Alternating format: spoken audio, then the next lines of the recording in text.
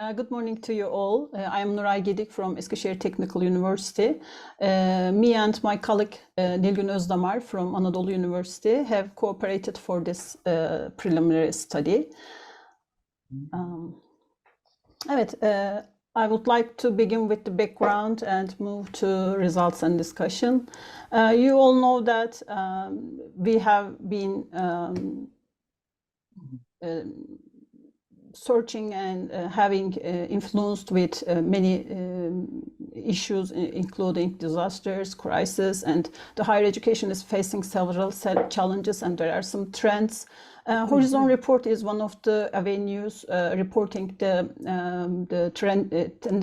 tendencies and developments affecting higher education, and they have stated 5 main issues that affect higher education institutions and the learning and teaching processes in these institutions. And in this study, we wanted to focus on the 2 of them. The first one is the technological one, and the second one is the environmental one. Social, political, and economic tendencies and effects are also affecting the learning and teaching processes, as we all know. We wanted to focus OpenAI's initiations and the big leap in last year. We see that the generative artificial intelligence is affecting deeply all areas, including education, and higher education is very much influenced by this development. We have seen that some schools want to ban using, for example, ChatGPT in schools. Some research areas stated that they are giving low cost for college students, and some said that mostly we cannot avoid using them, and the discussion is very hot and going on. And the second focus is the climate change. You all know that we are facing, with the pandemic, we have seen that the disasters are affecting deeply very much. And this is a cartoon that I have seen during COVID-19 pandemic. It was really interesting for me because we have experienced that the pandemic was a very big issue, and this cartoon is very meaningful to me because there are some different waves coming up, and one of them is climate change, and we have already experienced the recession and the climate change as well. And we wanted to see the perspectives of university students and instructors on the effects of these crisis situations and the destructive technologies, including generative artificial intelligence in higher education. For this aim, we wanted to design a 2-step research study. It's a mixed method study. In the first step, we wanted to collect data via a questionnaire with open-ended questions. This is a qualitative part of the study. And the second step, we will continue with the quantitative data that we collected and analyzed from the qualitative one. And this presentation is focusing on the first part, the qualitative part. We have collected data from a Midwestern university, a total of 30 academicians, and 4 undergraduate students have attended this, participated in this questionnaire. And we used content analysis. Basically, we have done initial coding and created teams generated across those codes, basic codes, and interpreted accordingly. You see the participant titles here. Right. Mostly professors, university professors from different fields, including engineering, science, and aeronautics faculties, including architecture, participated in the study. When we asked the effects of the crisis situations on higher education, they mostly stated arguments about distance education, the quality of education. By distance education, you all know that they are meaning the remote distance education period.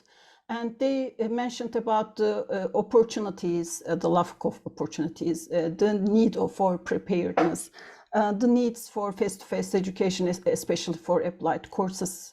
And we have combined them into 4 major themes.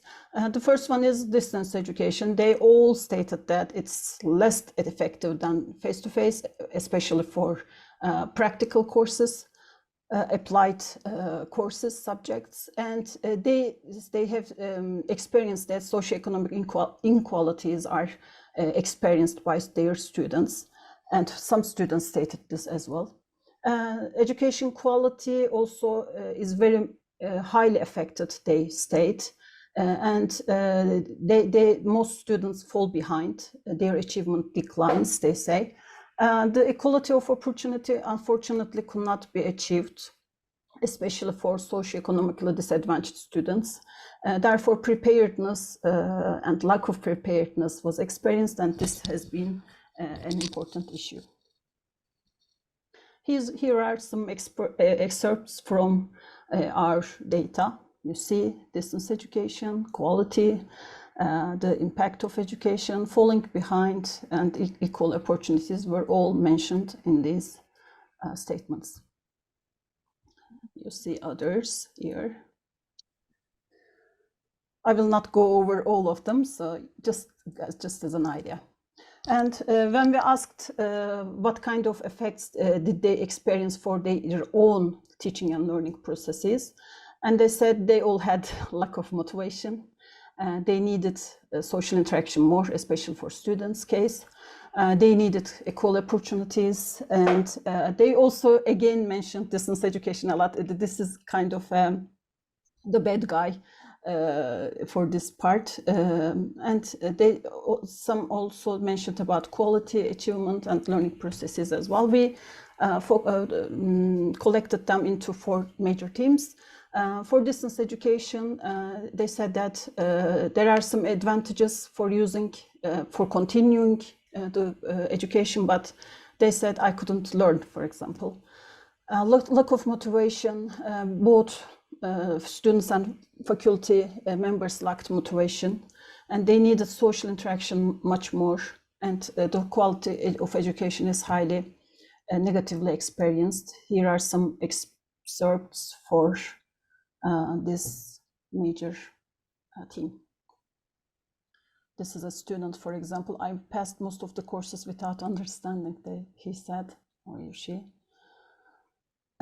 For higher education institutions, they suggested that they need to ensure continuity, especially in terms of technical means, by providing access from everywhere, internet access and the technical requirements. They said we need psychological support. Mostly they mentioned about students, but some instructors stated that we also need this support. And we need preparation plans for the upcoming disasters. We need to have disaster plans, and they need to be updated. Here are some excerpts you can see. And we asked which part of the learning teaching processes are mostly affected. And surprisingly, they mentioned learner and instructor roles will be very much affected by these disasters. And second, they said instructional learning design, communication and interaction patterns, and program design, and measurement and evaluation is the last one.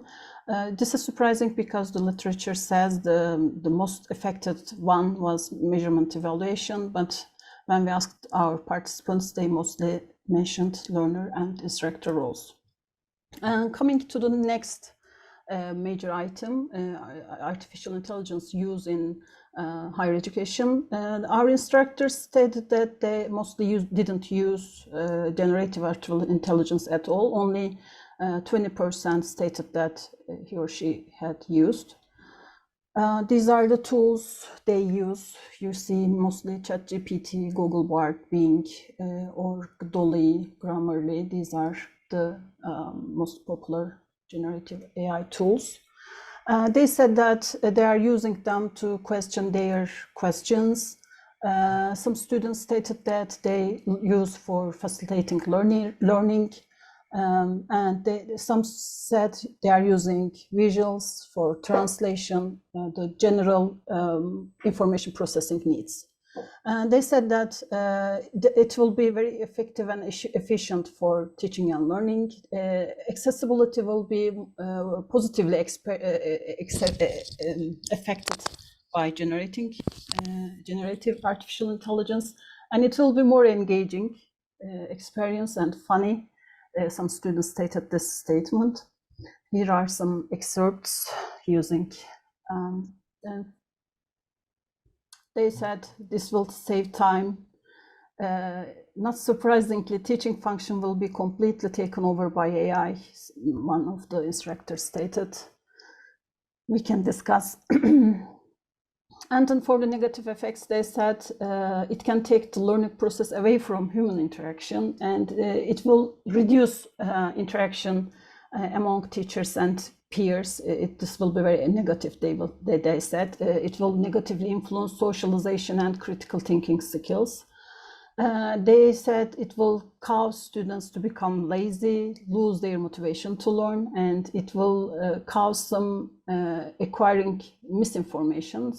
Several students stated also, I am not sure of the source of the information generated by AI tools, so I may give wrong decisions based on misinformation.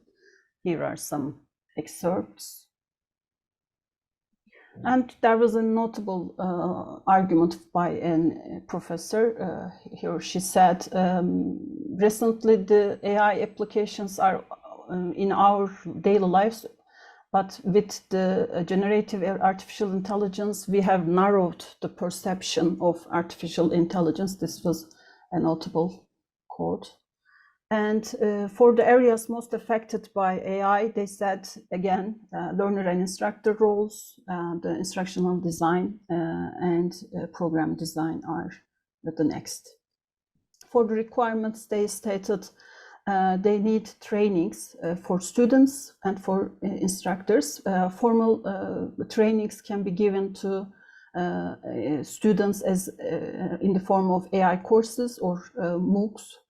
Informal training can be given by books, articles, blogs, etc.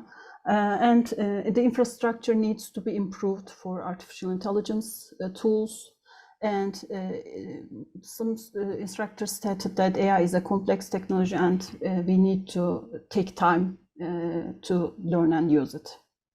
Coming to the implications, we see that distance education is to blame for the negative consequences of the crisis, but we need to better design and use distance education especially for applied courses. We need to take more measures. We need to improve our instructors' teaching pedagogical capabilities to use distance education better. Socioeconomic inequalities need to be better considered and handled by universities. This is a role given to higher education institutions. Inclusive and sustainable education settings are needed, and we need to prepare for these beforehand, not after occurrence, but beforehand. And finally, the courses and programs can be extended for generative AI tool usage. Courses can be given for students for how to better make use of what is artificial intelligence courses and how we can use them for learning. The courses can be given for these purposes, and professional development activities can be given to instructors. And we need to design our programs to support the students' critical thinking skills. This has been a major issue, and we need open and free educational materials on artificial intelligence and promotions for instructors to effective use of AI is highly needed. This is the end of my presentation. Thank you very much for your listening.